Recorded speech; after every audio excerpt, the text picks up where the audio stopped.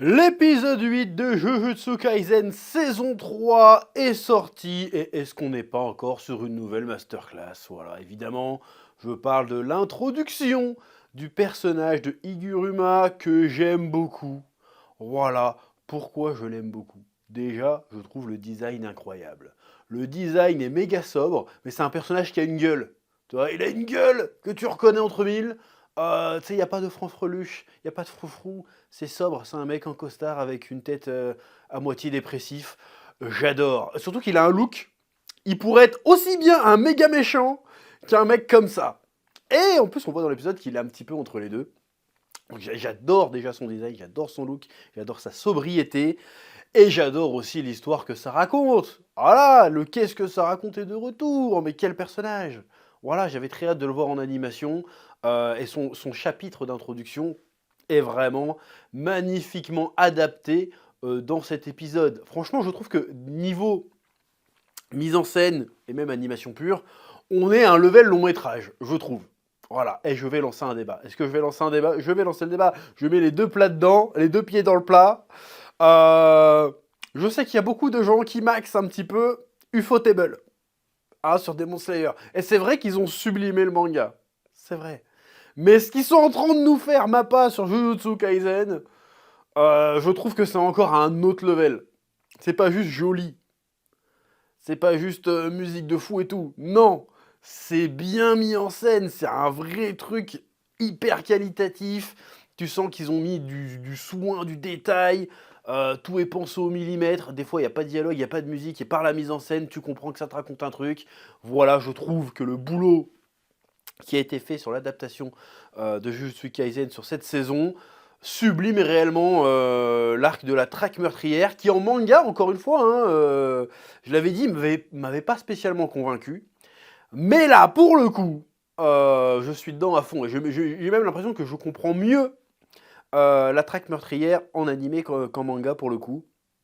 Donc voilà, il y a un vrai travail d'adaptation qui est très très stylé à mettre au crédit. Alors je sais que tout le monde est en train de maxer les animateurs, j'ai pas retenu le nom de l'animateur là pour le coup, mais en tout cas, le boulot, il est incroyable.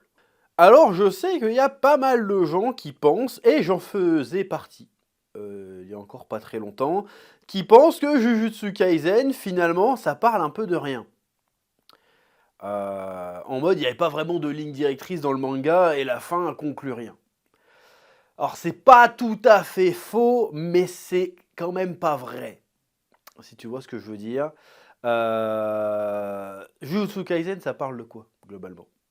Jujutsu Kaisen, ça parle d'une société qui refuse d'évoluer malgré ses travers et qui préfère mettre ses problèmes sous le tapis plutôt que les regarder en face, parce que les regarder en face, c'est prendre le risque de bouleverser un peu l'ordre établi, de bouleverser un peu le statu quo.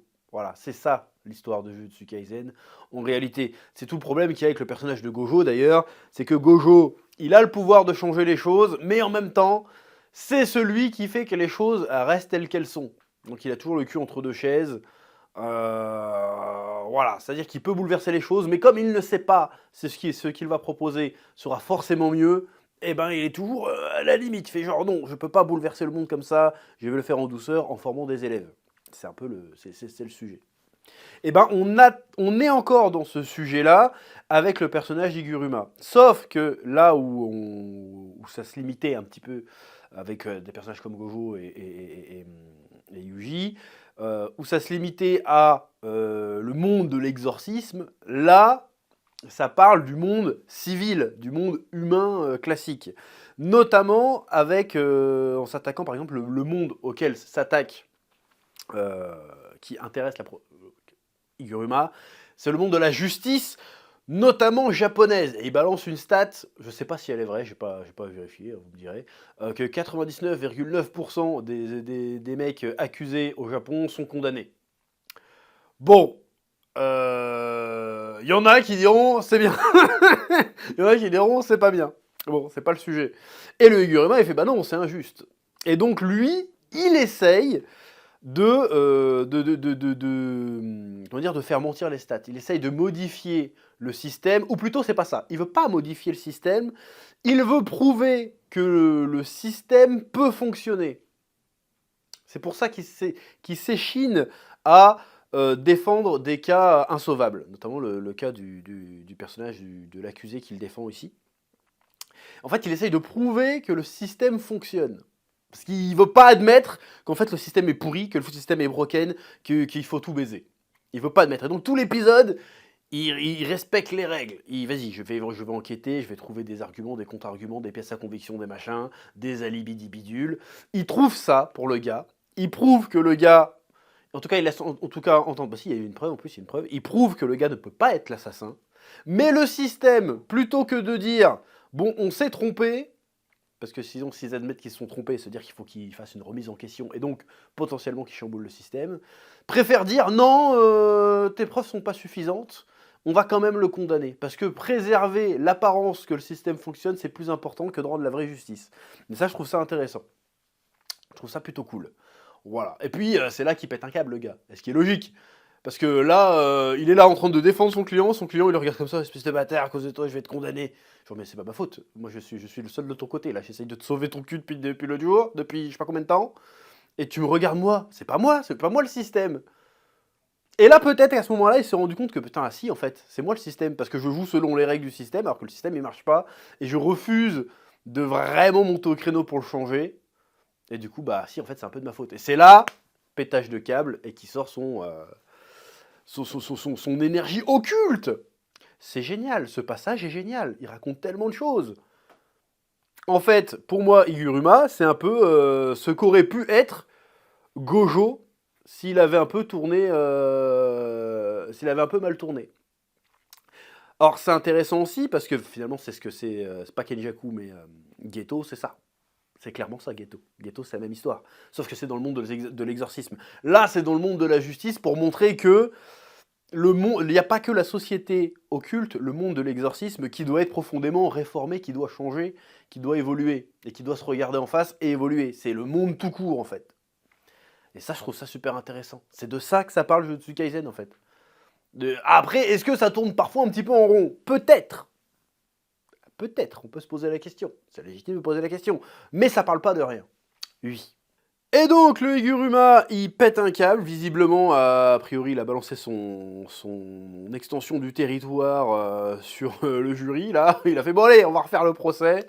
Bon, je vais pas dévoiler c'est quoi son pouvoir, même si je pense que, normalement, t'as 2 points de QI, t'as réussi à comprendre, a priori, c'est quoi son pouvoir. Hein. Mais voilà, donc il a pété un câble momentanément, il a buté tout le monde. Alors maintenant, la question qu'il faut se poser, c'est parce que là, il est dans la traque meurtrière, là c'est bon, il vient de découvrir ses pouvoirs d'exorciste. Il sait ce qui se passe autour de lui, il sait qu'il y a des points et tout. Et le gars, tu vois qu'il est un peu nonchalant, il fait genre, ouais, vas-y. C'est un gars qui avait l'air assez carré, assez rigoureux, et puis là, tout d'un coup, ouais, je vais prendre un bain, un billet, juste pour voir.